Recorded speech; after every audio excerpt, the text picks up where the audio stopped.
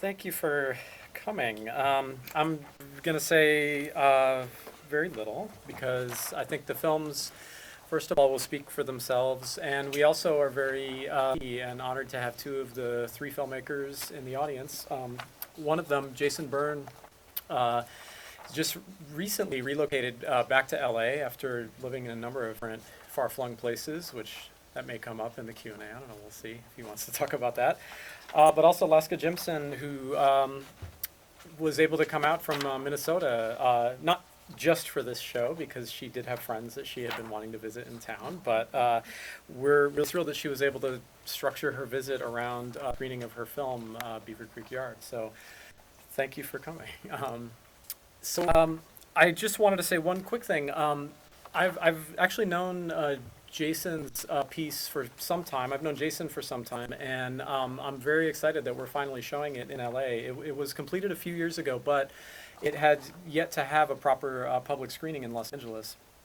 And in deciding to put this together, we thought, well, what other work might go well with Jason's piece? And it occurred to me that his film, as you'll see, was in some ways about this sort of an inequitable march towards dissolution, or among many other things, and about how memory plays into that, and different layers of memory and experience. And I had seen Laska's film just last year at the Ann Arbor Film Festival, and it had really stuck with me.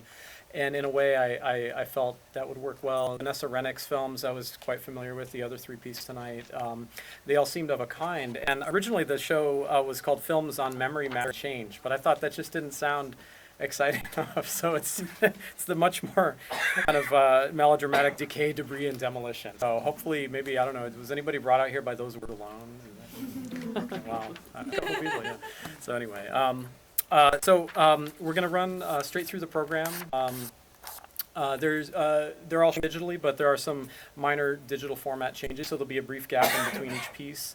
But afterwards, we'll have Jason and Laska up for Q&A. And unless either of you guys wanted to say anything in advance of the screen, no? Okay, where's Jason? Jason is, he's around. Back. Oh, there. No? Oh, good? Okay. So, yeah, please stick afterwards for some Q&A, and hope you, thanks. Byrne.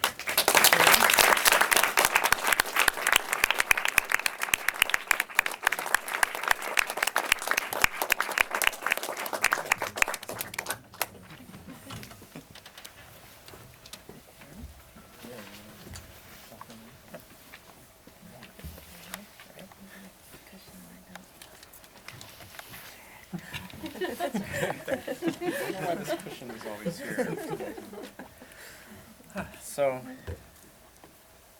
thank you guys for being here. So, one thing I had been thinking about when putting these films together was the way that there's different processes at work and change. And I know those are very general, vague themes, but obviously that aspect of what you each are looking at, I assume played a role in your interest in the subject matter. And I actually was surprised, especially when we get Jason in your film, to the kind of metal refinery, like the degree to which I was finding some kind of connections definitely to the Christmas tree. Yeah.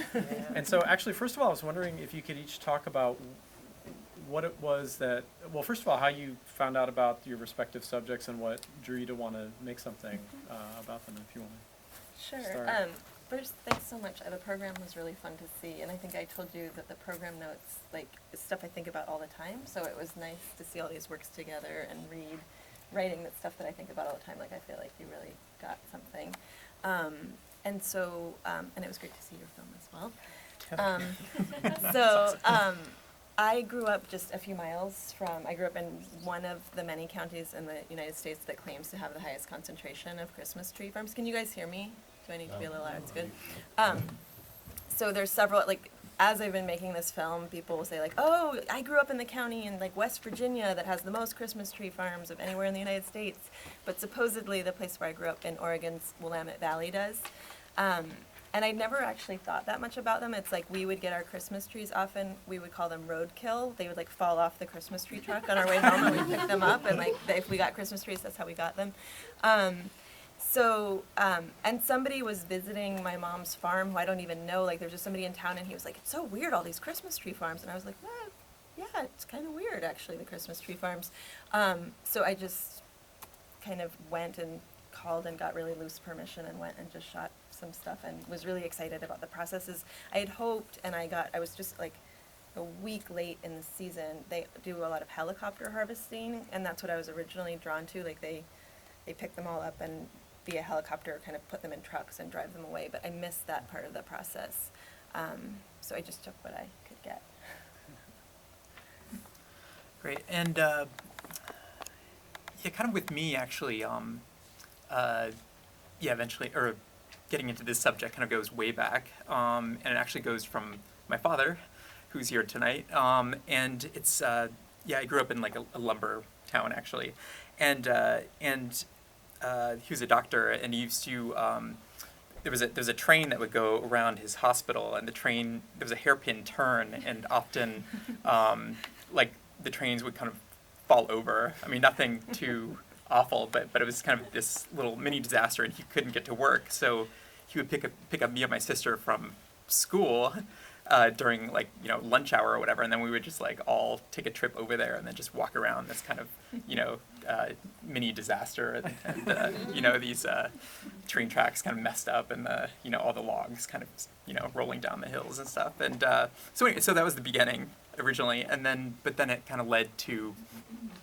more, yeah, just fascination with this, yeah, industry stuff, and then finding this book called Color. I don't know, it's like a picture book about like super cargo ships or something, and the last page was on like where old ships go to die, and it was just titled that, and it just had a picture of a cruise ship, like kind of sitting there lopsided on this beach, and it was like vertically like chopped in half in the front of it, and it just seemed so kind of grotesque to me, and so intense, and right then I knew I had to do something like with this subject. So. You knew you had to go to that place. I had to go to that place. Yeah. So, but yeah. Oh, yeah. So another thing also that stood out in both the pieces for me was I guess you could say the texture. I mean, maybe we'd more immediately pick up on that with your film because of the use of 16 millimeter, but in your piece too, there actually we talked about it before the show. The kind of video aspect of it, but you work in both film and video, right? So, I was also wondering if you could each talk about your decisions for shooting in a certain medium and maybe how that relates to the subject matter in some way, if at all. Yeah.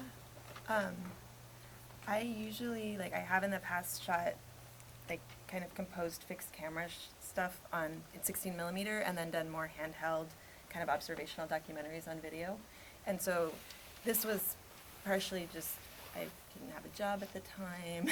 Like, I got a cheap camera and was excited to see, but I was actually shooting video the way that I normally shoot film, like, and not sync and all of that. And so it almost, like, I think a lot about medium, and I'm usually pretty intentional about whether I'm using film or video, but this was almost like, I really want to shoot this on film, but I don't have any money, so I'm going to shoot it on this video that looks kind of nice, and like shoot it like it is film. So I don't know, that's a little bit of a cop-out. It was more of a practical concern, but it's the first time that I've shot video in that way. And yeah, and it was a great process. It was a lot, you know, simpler than shooting it on film, but I am working on a film project again now, so. Okay. So you haven't gone over to the No, dark side of someone. I have an optical printer. Oh, really? Wow. Now, yeah, I was going to say, you just to start you off. I mean, the very idea of going on this trip with what must have been a lot of film and film equipment is kind of the opposite of practical and simple, right? But True. obviously, you had some reasons. So. Yeah. Yeah. Lugging all that stuff with me was a task. Yeah, it was more. Yeah, I don't know. Well, I mean, partially all has to do with like being a film archivist in the past as well, and you know, just reeling through all this film, and you know, over time, and just realizing like, oh, it'd be nice, you know, if this film was my images, maybe, you know, or something. And I don't know. So I don't know. So partially that, and then also partially getting this idea about the ship thing. Made me, be interested in like or checking out CalArts. for their program, because I knew they were very, or pretty strongly film there. So I started that, and and that I don't know, and this subject, I thought it was very mechanical in nature as well. Like I just like the ship itself was 32 years old or something, and so or it was like from 1972 or something, and I really wanted this I don't know, this idea, just knowing that I was going to be in the middle of the ocean. Like I wanted this idea of just this this temporal space confusion, and I thought film would probably be the best medium as well for that idea, just because this, I don't know, the digital medium, like it has changed so quickly, and so I just wanted this kind of complete mystery of like what time you're in, like I don't know, like I feel like it could be from 1965 or something, or it could be later, and I don't know, and that really interests me, that aspect as well. So yeah. And so, because this trip that you were on had, I mean, this must have been a crazy experience, obviously. And I know when you came back, I remember we met up and you told me some of the stories, including something about naked pirates. I remember that, Yes. which didn't make it into the film. But Wanted to, but yeah. But I'm just wondering, in the course of gathering all this audio and some video and film, and then ending up with what I imagine is quite a bit of material, and also quite a kaleidoscopic experience of what it was you were documenting. I mean, how difficult was that to reduce into a finished piece? Yeah, it was really difficult, actually. Like, I mean, I had the project going into CalArts, like the idea, and then I shot it, like 2 years into school there, and that was, I don't know, and I didn't really know. When I got the material back, I was kind of really frustrated, because it was just too. I didn't know how to piece it together. It was just all instinct.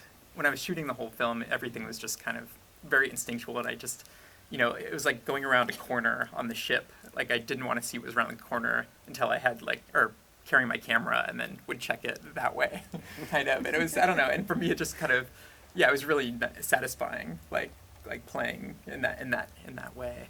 And getting the film back, and then having like this huge scratch in like 1,000 feet of my film, and seeing that first of all, and just not knowing what the rest would be, and assuming everything was destroyed. That took a lot to work with, that scratch, and like how to put that through the film, and then it ended up being like the thing I cherish most, weirdly enough. But it was just like multiple edits, and then it actually ended up being it was pretty much when like the music came in from Albert Ortega, who's here in the back. Once he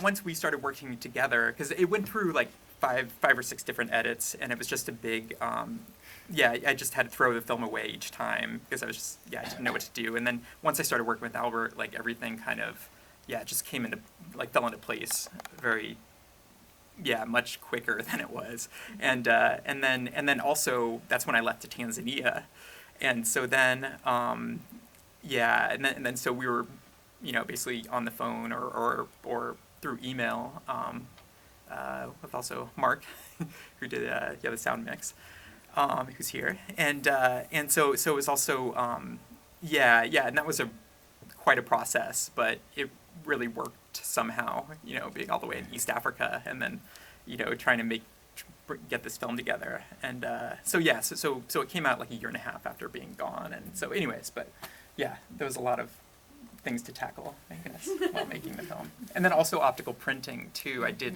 a ton of that when I was at CalArts, and then I don't know, just little by little I just ended up, I don't know, picking that stuff away and then just but it really helped my process, so I'm really glad I did it. But I only have like one main optical printing shot, and it just these lines that dissolve thing. Other than that, Well, and Laska, you mentioned that you shot yours a couple of years before it actually ended up finding a final form. And did you have similar issues, or?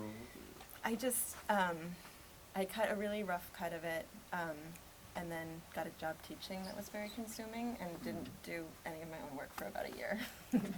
So then I re-engaged with it, and pretty quickly, like, it was really easy to cut. Like, I cut the basic shape of it so quickly because I was under some time pressure to have something to show. And then I kept coming back to it. I was like, that's kind of done. Like, it just, and then I was like, no, it's too easy. And I would, like, try and make things. I was like, no, it's just, like, this real basic rhythmic structure is kind of working. And then I'd be like, no, it's too easy. And I'd, like, and it's basically, I mean, it's finessed, but it's very similar to, like, the one day I first cut it together. Yeah, and then I was just like, okay, it is that easy. I'm just going to let it be. Maybe Jason could learn something. No. Right. Totally. I had, like, all these optical printed sequences that I took out. Are there any questions from anyone? I was just going to see if Jason could talk a little bit about the sound and the collaboration between the... Oh, yeah. Yeah, so, yeah, basically, I don't know, yeah, if Albert wants to say anything after this too. But yeah, it's, what happened was, yeah, we met, and then, yeah, I think, yeah, I believe Albert watched the initial cut, and I told him what I, kind of initially wanted maybe for, something to bring it together, some, or things were very loose, and I didn't really have an edited form yet, actually, and so he had some ideas, and they were very, like, super textual ideas, which I mean worked perfectly with the idea of the film, very, like, tactile. Yeah, I think relating, yeah, mostly to, like, contact mics. I used the whole kitchen sink basically. 'Cause And that. When I perform, I would get frustrated performing that, for that performance I have to use this one instrument or one this or one that.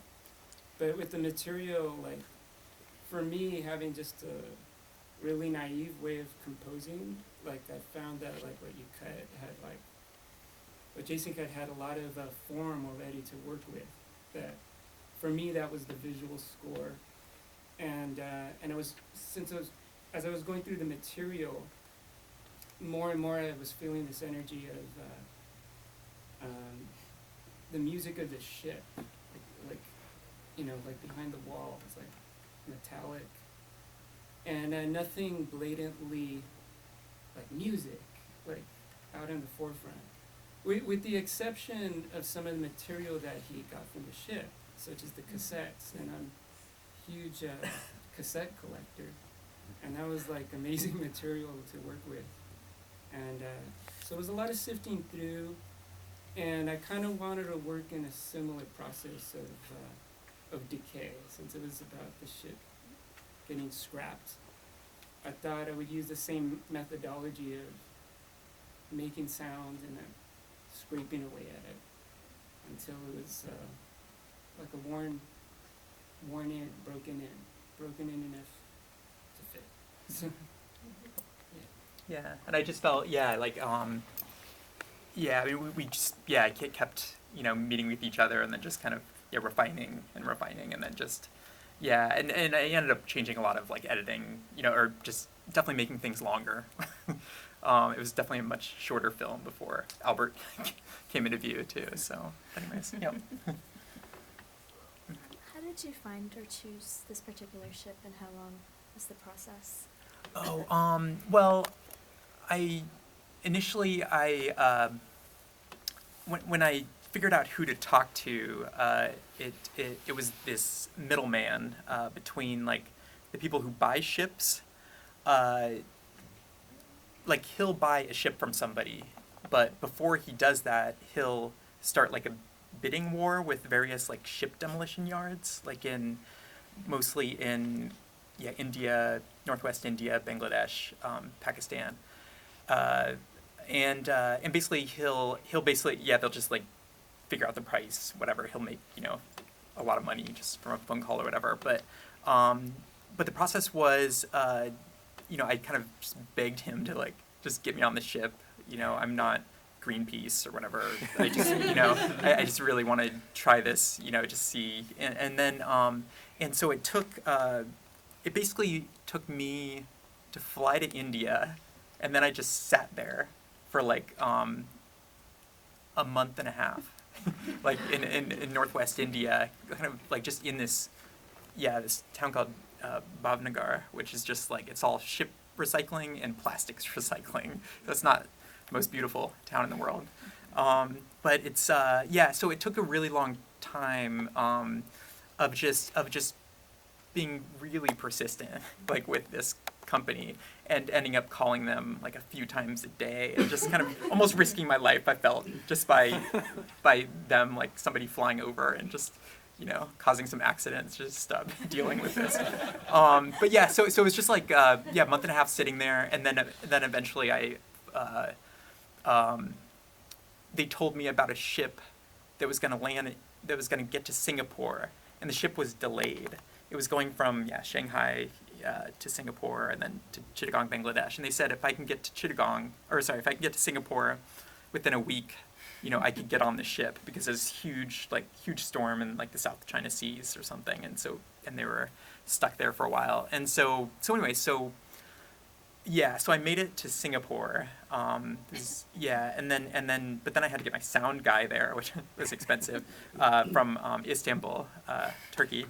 And so basically, but we ended up being able to meet there, we got there a few days later, and then we ended up sitting there, of course, for another week.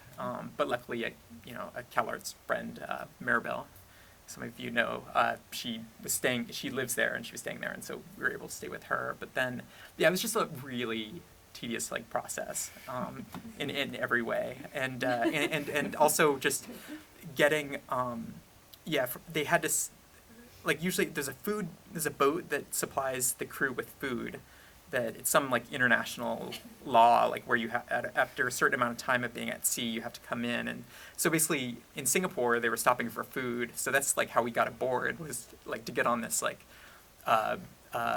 condition, old fishing boat that now is just just as this gigantic pallet full of food. And so we were on that boat, at midnight, going out to this ship. And but there was a lot of permits that we had to get there too, which is everybody made it seem like it was not going to happen. But it was just all about just sitting there, at the immigration, or just doing this, and just being like, oh, I won't leave. so that's all there is to it.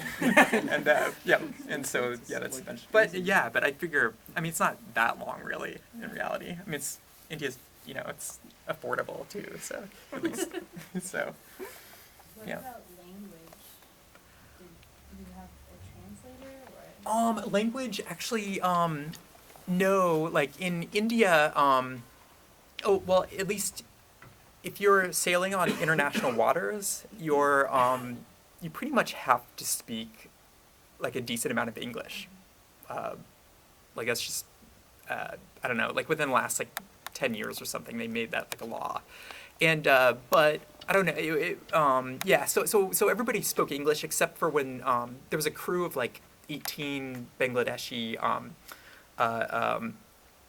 security who boarded the ship in Chittagong, Bangladesh, right when we got there, and nobody spoke any English there. So that was more difficult, and that was kind of shown during the New Year's ceremony, in terms of how much English there was. It was kind of covered through that. So it wasn't that bad. But I always wish, one part of this movie, I wish I just had somebody dub it, maybe, because I feel like people can't hear it. But it's just the chief engineer, the guy who's in the green ship engine room, and he's explaining how they met the Chinese who had the ship previously, and what happened was he didn't even tell a story, unfortunately, but what happened was the Chinese they met. It was just the chief engineer and the captain. They flew there from India, and then they met with the chief engineer and the captain of the old Chinese ship, and basically they're supposed to explain to each other what what to do. Just say like this valve does this, or this is the the on switch or whatever, or the gas, and like all this stuff. But the thing was like they expected to have a translator or something, but they show up and like they don't have a translator, and meanwhile they're like, who cares? Like, just take this ship and like just do what you want with it. Like, 'cause it's just not, like, are we really gonna bother to get a translator? Is that kind of ridiculous? And so anyway, so basically that's what happened. They just like literally like just started pushing buttons to figure out what was going on, and they were not familiar with Norwegian built ship either. And so they literally had to just kind of mess around and eventually see what turns the lights on and stuff. I guess that translated, not the details of what you said, but Oh yeah. I Okay. got that. Okay. Cool. Great. Yeah. Was it loud and bumpy and boisterous? The ship itself, like being. Yeah, And- and the people too. Yeah, like the engine room definitely like just, that was definitely the real sound, just like the pistons slamming together and like all this metal. But there's also just this real quietness as well, like kind of hence the almost like church bell like sound Albert did, like where it was just like this very kind of almost dead like feeling, like because the ship was holding no cargo, everything was empty, and they were just most of them were just hanging out, they just a certain amount of crew has to be on a ship, I guess, and so they were just there, and but the guys themselves, like in the mess halls and stuff, they were definitely like, are pretty loud and like, I don't know, just having fun. But also, once they got off the ship, they were 200 times louder, and like, I don't know, like very drunk, like no matter what religious background you have, like seems like most merchant marines have one thing in common, I guess. And was the crew very accepting of you right away? I mean, were they surprised that a cameraman was coming on board? Because the middleman, it sounds like, arranged everything, but how did the captain and the engineer and the crew, did they accept you right away? Yeah. For some reason, they seemed very, like, I don't know, pretty cozy with us eventually, like, or like pretty immediately, like it felt like. But the thing was, actually, when we climbed up, like, they actually dropped down, like, a rope ladder, in the middle of the night for us to climb against this gigantic ship. And we just hear this, like, this yelling and stuff from the top of the ship, like, because there's actually this, roll, kind of, where you have to get up on the ladder really quick and then go up a little bit before, the water goes up and stuff. And so the guys were, yelling at the driver, like, to not let them up, but they were speaking in Hindi. So but also it was hard to hear what they were saying, and we couldn't quite get a feel of like what nationality too, which we're a little like, I don't know, like if it was like Irish or like Russian or something, it'd be I don't know, like or these guys just really took us in pretty quickly. Like they were very super accommodating. We were very happy about that. So yeah. Other questions? Do you want to tell the naked pirate story? Oh. Sure. No. Well, And if Laska has a naked pirate story too. Oh yeah. Well, we saw a naked pirate on Hollywood Boulevard, right? Yeah, there was a streaker arrested right before them. I don't know. No, but I felt that's. Yeah, I really wanted to add that. I didn't have any footage, but I wanted to at least do text or something. But I felt like, I don't know, I couldn't. I don't know. It just would seem, some things are just, too strange. Like in terms of, even like fictionalizing it just seemed like it would be too fictiony and I don't know. And so what happened was there were two pirate like incidences. Well, pirate in quotes because they were more just, I would say thieves, like very skinny, very like, basically they had steak knives as their weapon. But so the story I have here is kind of a mix sort of the two pirate stories in a way.